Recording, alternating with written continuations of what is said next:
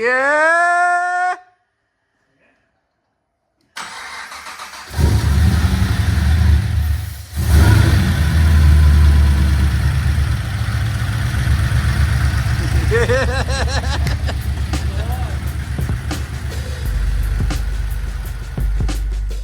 Dave's LS powered patrol is so close to completion, but we're not quite there. There's still lots of jobs to get done, and the last 5% of a project always takes the longest. The engine bay is looking pretty complete now. The biggest thing that's missing would be the airbox, but apart from that, everything else is pretty well done. Yes, I'm still missing a couple of clamps for the radiator hoses, and the wiring loom isn't fitted yet, but apart from that, the car is now ready to go up to Dave, so we can make that airbox, and we can also start on making an exhaust. I had another delivery from Raceworks, so I ended up plumbing up the catch can and also plumbing up all the power steering stuff. We're using the hydro booster, so the kit came with some lines which run around the front of the engine, and I've just ended up securing them to the chassis brace just with some Raceworks billet clamps. Everything actually turned out really neat. Even the plumbing of the return line for the power steering box goes back into the radiator. It just worked out so neat. The transmission cooler lines have also been done. We just got a adapter for the 6L80 transmission to -6AN. I then used Raceworks 200 series Teflon line to run it down along the sump and out to the transcooler in the front. I've wrapped most things, anything close to a heat source or anything that's going to rub, I've wrapped it in the Raceworks heat sheath. That stuff works wonders for heat transfer, but also the stainless steel braid on the 200 series line will rub through anything, especially if it's a softer metal. So if it's up against some alloy, it will eventually rub a hole through it. So anywhere where it's going to touch anything, I've wrapped it in the heat sheath. This car is going to get abused quite hard, so I wanted to make sure everything is out of harm's way. I've got a Raceworks weld-on cap for the coolant overflow tank. I haven't put that on yet because Dave's going to be doing some welding, and being that it's right in your face, I don't want to put my bird poo welds on there. Dave can sort that one out, so we'll leave that one for later. The other thing I've got to weld up is the aircon lines. Miller from Miller's Auto Electrics came around. We replaced the condensate bag in the condenser for the aircon, and he also gave me a bunch of fittings for the aircon lines, which I need to weld on. It's actually quite a simple setup. Once we get the crimps welded on, then we can measure up some hoses. That's going to get done at a later date. I don't want to go making these aircon lines just in case the airbox gets in the way. I doubt that it will, but I want to just make sure the airbox is done. I can then make the aircon lines around that. But pretty well now, the car is ready to go up to Dave's house. He's got a bunch of tools up there that I don't have, and being that it is his car, he wants the exhaust done right, not to Woody standards. I'm kind of writing myself off there a little bit, but anyway, we're taking it up to Dave's house. We're going to do the exhaust fab and the airbox fab up there, and then I believe hopefully we'll get Kye around to start it up. It might come back here, I'm not too sure just yet, but fingers crossed. Once it leaves Dave's house, we go to the dyno and make bulk horsepower, and then it never has to come back.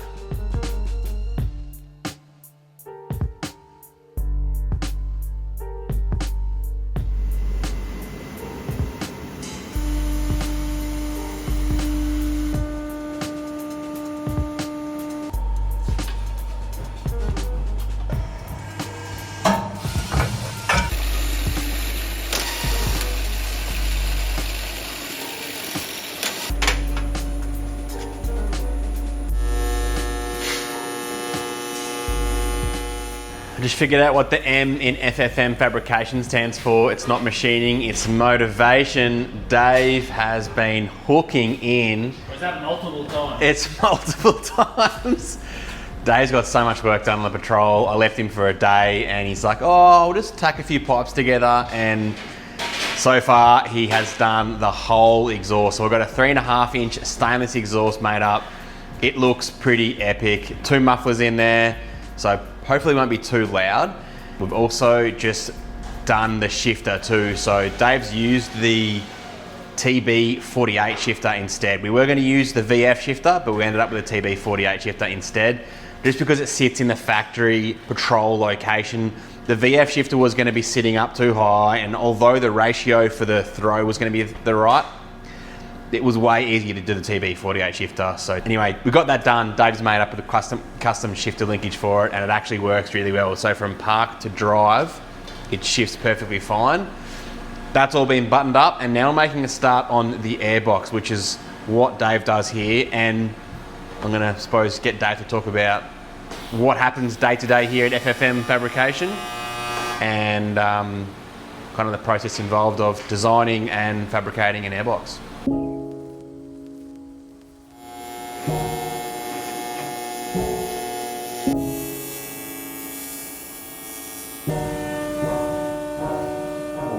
Dave, last time we were here, there's a lot of crew were impressed with the equipment you've got, mate.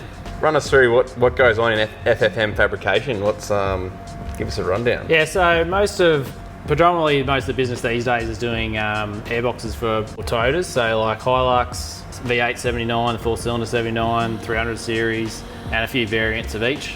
Second to that, we do a bit of the custom stuff, some sort of turbo manifolds like these, a bit of drag car stuff and street car stuff.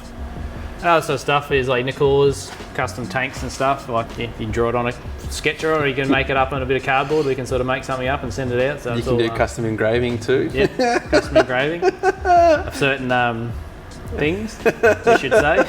Intercooler tanks. Sweet. And airboxes. We're halfway through making the Patrol airbox. So give us a rundown of kind of the process with what's involved. Yeah, well, with this one, we already had a bit of a generic base that we do for like a DIY sort of universal one. So that actually works quite well with the profile at the bottom of the Patrol guard. And then it's really just the modifying custom of the lid with this one. As you can see, a bit of rapid prototype. We didn't get it quite right the first time, which gives me an excuse to make a better one next time. So that's what happens when you're sort of trying to get stuff made and sorted. Sometimes it's quicker, I think, just to have a go and just make something, and then you can take measurements all day and still stuff it up, rather than just get something made up and then you can work back off that. The base predominantly goes in first, get that mounted, and then figure out where your outlet pipe needs to be, and then design that. And then we draw it all in CAD and everything like that, so it's all pretty repeatable and pretty adjustable. And then cut it out with a router, and then fold it with the CNC press brake. And then TIG weld up most of the body, and then we weld the flange with the laser welder. We found the laser did a finer weld and a lot quicker, and a nice little neat weld, so it's been really good for the business having that, yeah. And does the laser put less heat into that flange too to stop? Yeah, definitely less heat. It's more focused. Like a TIG is really just a ball of heat, so it radiates in every direction, where a laser is just focused. It just goes straight for that sort of thing. It actually oscillates left and right and sort of over the wire feed. It's basically got like a MIG wire feed, and then the laser just sort of waves over the top of it. Yeah, pretty cool. It's a fun little thing. Scary, but fun. So with the Airbox now, I know you said you made some changes. Where do we go from here, and what's with the lid? Yeah. So I want to do a bit more fancier sort of stuff on the lid here for our one. So I'll obviously try to bend it in the right spot, not the wrong spot, and then do something a bit nicer there. But it's basically, once it goes to there, we'll ends up sort of like these ones, I guess. These are the raw state. They'll go to the powder coaters. These are for the 79 series Landcruiser. So basically go to powder coat like this. Then they come back from powder coat like these. So basically come back fully black. This is a 300 series one with the ARMAX Snorkel. We machine them on the mill after the powder coat, because we found the oven can sort of tweak the flanges a little bit, so we sort of do that as the last operation, try and ensure everything's nice and flat. So you make them for different snorkels too, that's pretty cool. I didn't know that. Yeah, so the 300s have got two different bases now, which is one standard. Well, so have we got any of those? Everyone's got to change it up. There you go. What if someone makes a new snorkel? What do you make? Yeah, so that's a standard base. Oh yeah, sweet. And that's your 4-inch ARMAX base. Yeah, awesome. The ARMAX only sort of new snorkel, so it's sort of just getting to that now. The 79 series, we do two different bases for them, a standard and a 4-inch ARMAX, and two different outlets for those as well, like a standard 3.5 and a 4-inch outlet. Sweet. The N80s and the 200s are pretty much the same. There's no real options with those because they're basically 4-inch in and 3.5-inch out anyway. Yeah, so basically there to get clean, put together and packaged up. Get yourself a nice little bag full of all your parts in there. Goodies. Sweet. And then shipped out. Nice, mate, cool. Aussie manufacturing at its best. Australian made, yep. From a shed in the middle of nowhere. We've got a new shed in Canada Park, we'll be out there soon. Undisclosed location, sweet, awesome, man. Yeah, keen for the new shed. We can do a lot more stuff. Pajero airboxes and Pajero intakes and snorkels and... Lots of Pajero stuff. So if you're after an airbox for your Hilux, N80? N80 Landcruisers, well, you tell the story, what's going on? So N80, the V8 Landcruiser 79, the new 4-cylinder, 200 series and 300 series. Sweet, and not Pajeros. Not Pajeros. Contact Dave at ffmfabrication.com.au. I've got links in the description for Davo. If you're after an airbox or some custom fabrication on your drag car or your four-wheel drive, get in contact. There's also other retailers that sell your airboxes. Yeah, on the website there, you'll find them there on the airboxes. Throughout Australia. There we go. Sweet. Well, I'm going to bail out. This weekend's actually Dobinson's King of the Strip. We were going to try and get the car done for that, but we just didn't want to push the deadline. So unfortunately, we're not taking that. I'm taking the Crown Wagon, which hopefully you would have seen the episode already of that. And now I'll come back on Monday and this thing's going to be running and we'll just get Kye on the dyno. Now Tommy's going to come over on the weekend, do some more wiring, and then hopefully first start on Monday when I'm back. Can't miss that. Hopefully. Hopefully. Sweet as. All right. Thanks, Davo. You're a legend. Let's get some progress done. Sweet as.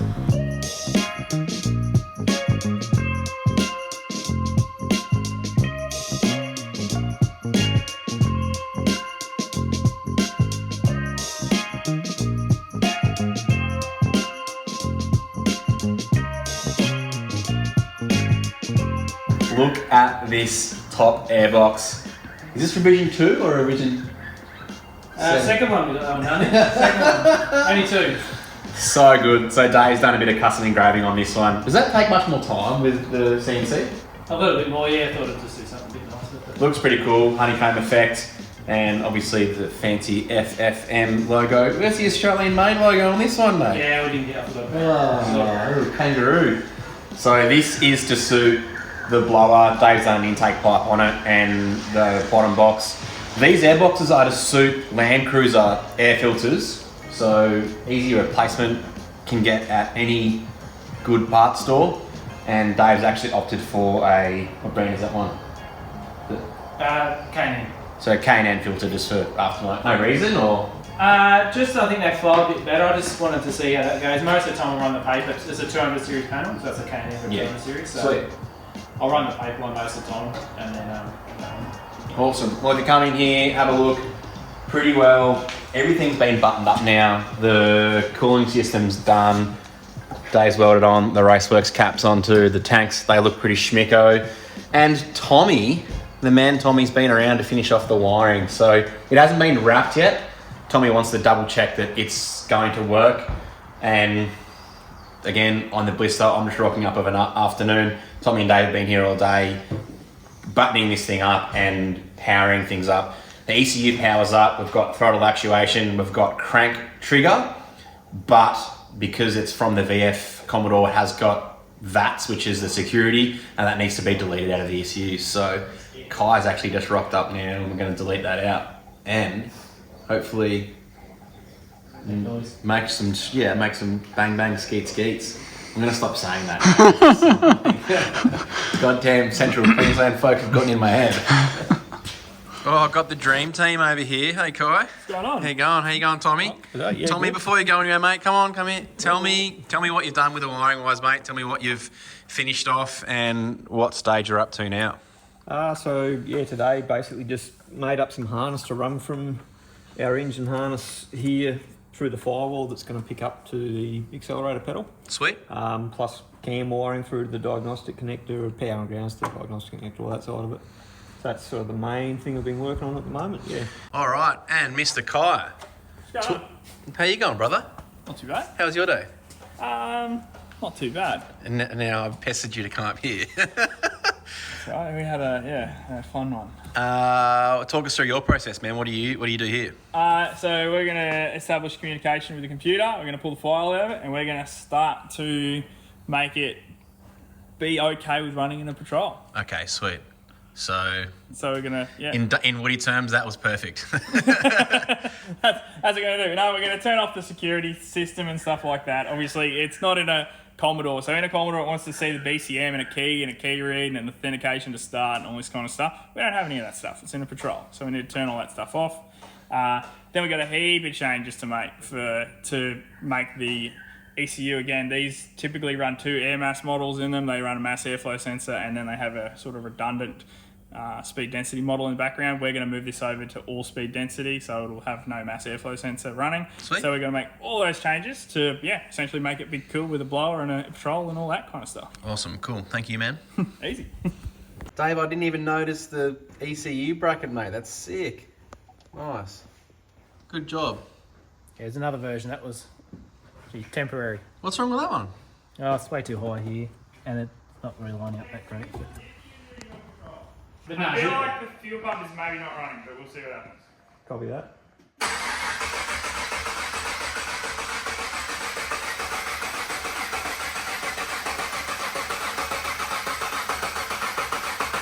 Maybe no fuel pump? I don't think so. I can hear injectors. Yeah. How's the fuel pump triggered from the ECU, Tommy? Well, via a wire. legend says that you may be able to repurpose one of the wires that goes to the original fuel pump control module to run a relay. But since we haven't actually done that before, we're Not confirm this legend. going to find out.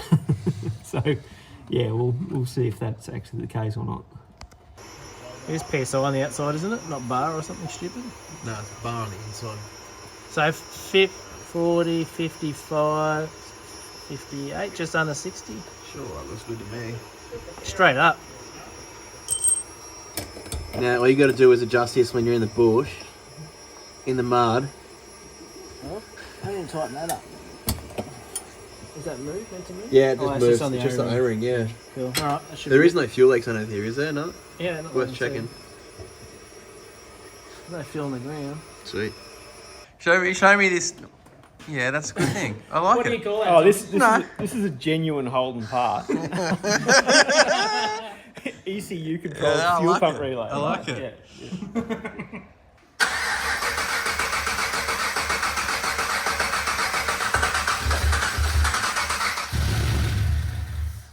Yeah. Yeah.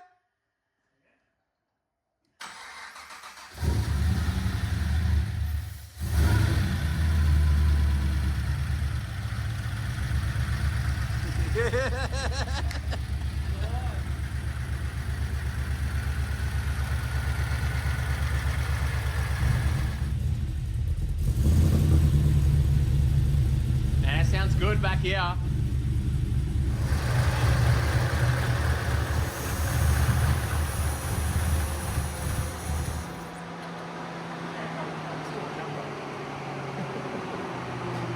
Heaps of oil pressure and stuff, so. Great success. That's funny. It was even on the ground.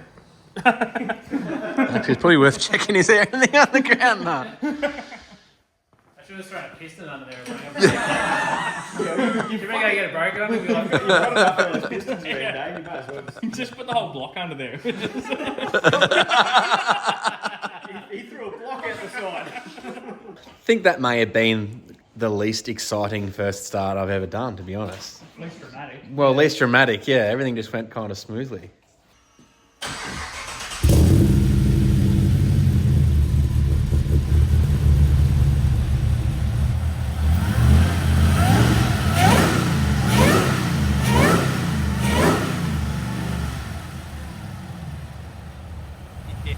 Yes!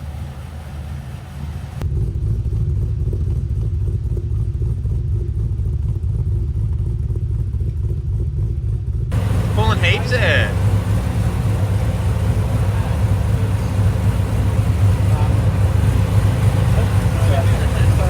Yeah!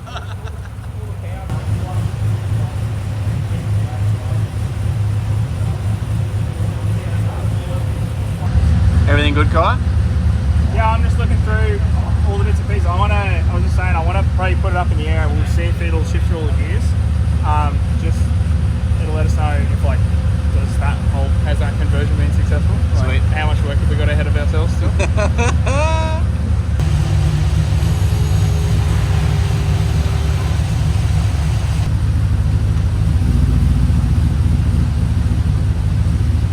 Nothing.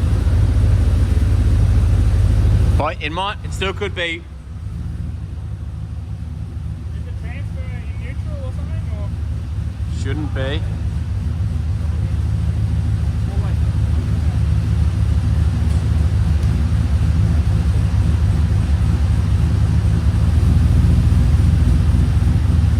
Might just need more ATF, man.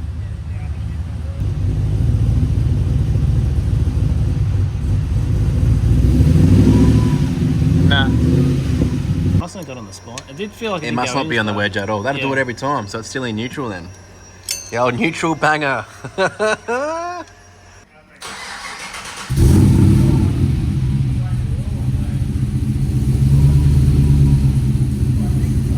You're hoaxing me. Nothing. Nah.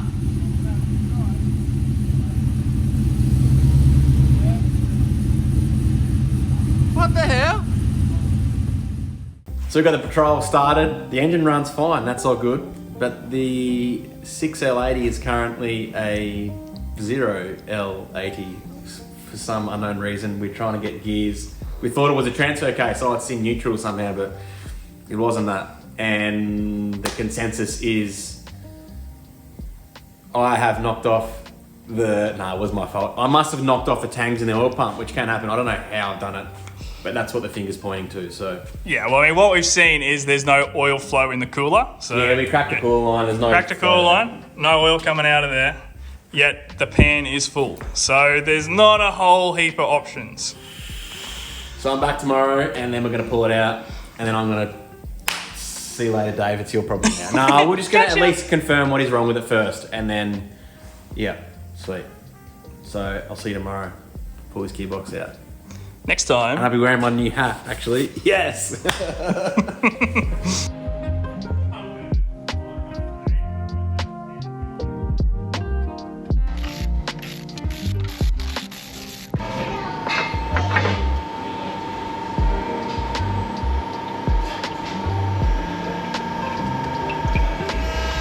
Well, I'm in denial that I've broken the oil pump. I just pulled the pan off, and I know ATF expands a lot, but we just haven't put enough oil in there. It was actually flowing out of here. That's how you check the level, throw it in. Once it starts coming out of the hole, you're sweet, but I'm just, yeah, I think also I'm making up excuses because I don't want to pull the gearbox out. So game plan is I'm actually going to throw the filter back on. I just wanted to inspect that first. Make sure there was nothing silly like the pickup on the filter was blocked or something like that, but I'm gonna throw this back in, put some more oil in it, like top it right up, overfill it, just to make sure. And then if it still doesn't work, then I know I've got to pull the gearbox out, but yeah, that doesn't look like enough oil to me. I don't know. Again, I suppose I'm just making up excuses because I'm in denial that I've done something wrong. But this is cars, this is the game you play. Yeah. Then you explode the bottle.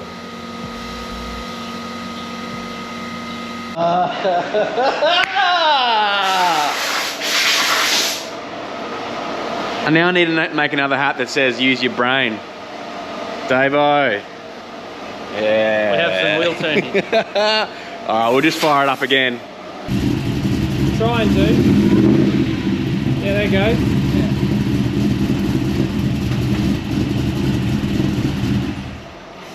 More fluid!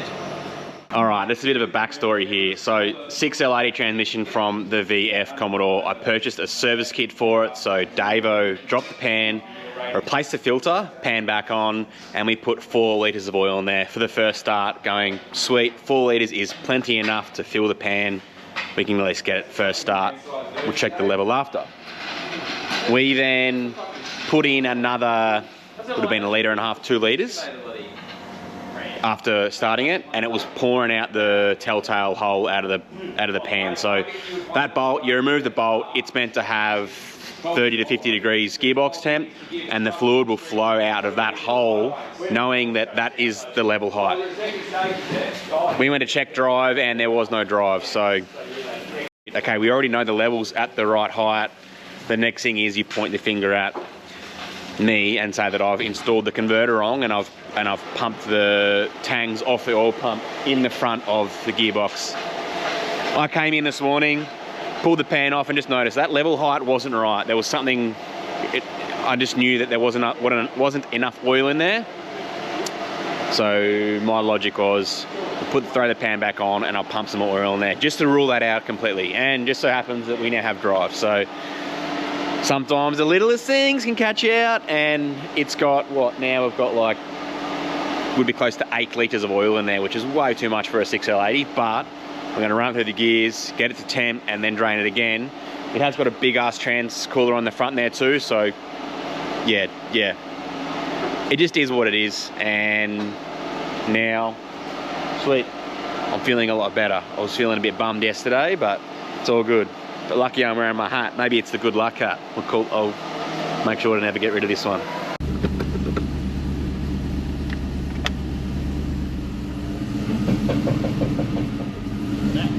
That's a tail shaft hitting the...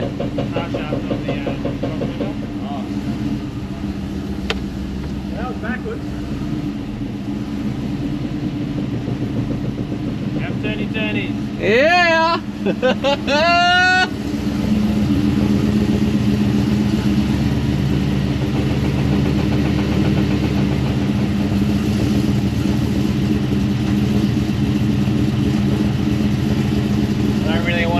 Too long, it might damage the tail shaft. Yeah.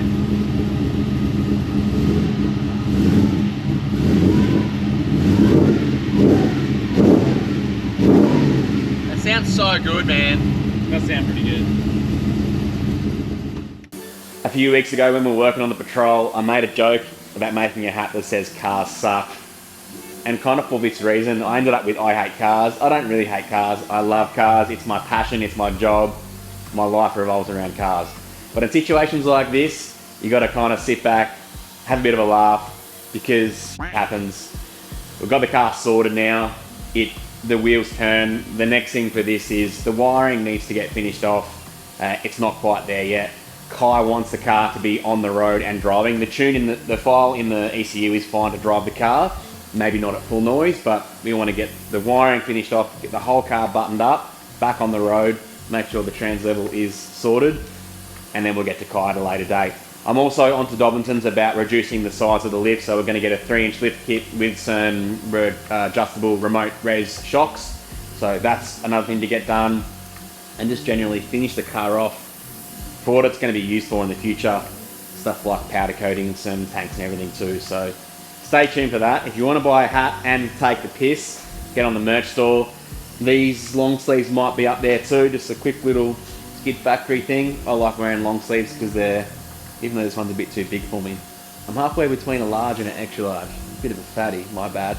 So if you want to support the show, do your best you can.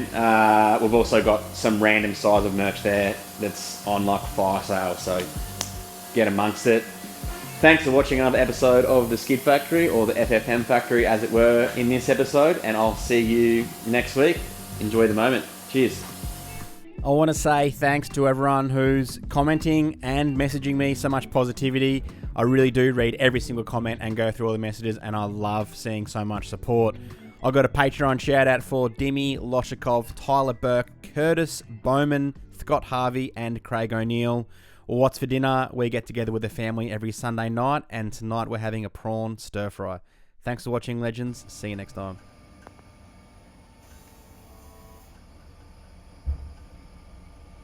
Dave. Put a smile on that dial, brother. Hey? Put a smile on that dial. This worked out really well.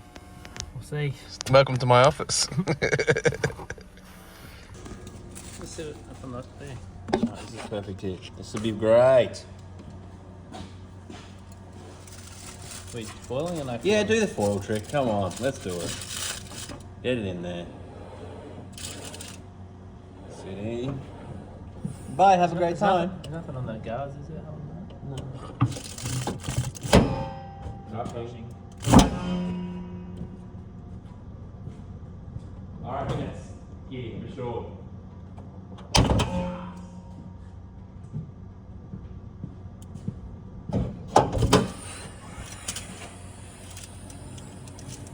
Oh, maybe not. Oh, I reckon there's a bit there. 10 mil.